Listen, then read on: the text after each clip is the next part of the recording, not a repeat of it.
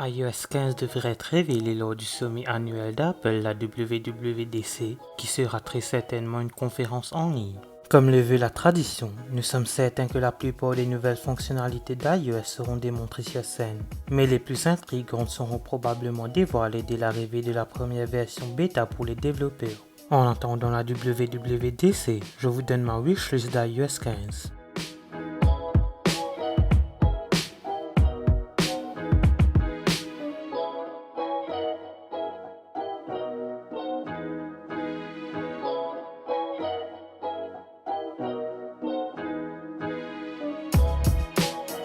iOS 14 a introduit les widgets qui sont une excellente addition au système d'exploitation d'Apple, mais dans leur état actuel, les widgets ne sont tout simplement pas utiles sur iOS qu'ils le sont sur Android, car elles ne sont pas interactifs.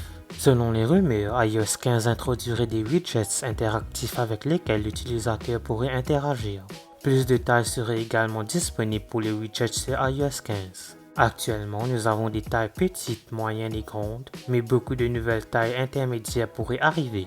Cela rendrait la prise en charge des widgets sur iOS 15 beaucoup plus utile et personnalisable.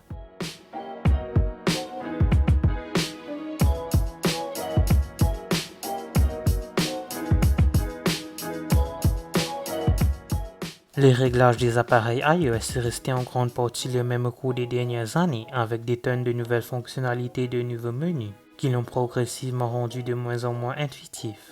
Une refonte pourrait aider Apple à résoudre ce problème et à rendre les choses un peu plus intuitives encore une fois.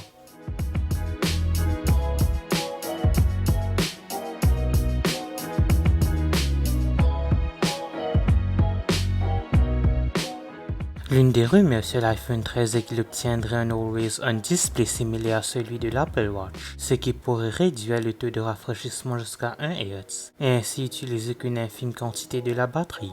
L'affichage permanent dépendra certainement du matériel et n'arrivera pas sur les anciens iPhones, mais iOS devra également changer pour s'adapter à la nouvelle fonctionnalité.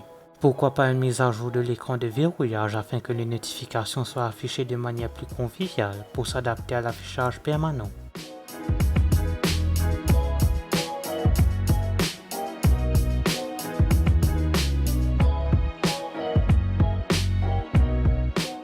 La dernière version bêta d'iOS 14.5 a encore une fois renforcé la confidentialité d'iOS, en redirigeant automatiquement les données de navigation sécurisées sur les propres serveurs d'Apple et agissant ainsi comme une sorte de proxy, et vous protège des regards indiscrets des publicitaires qui veulent vos données. Nous pouvons nous attendre à ce que ce genre de fonctionnalité de confidentialité soit amélioré sur iOS 15.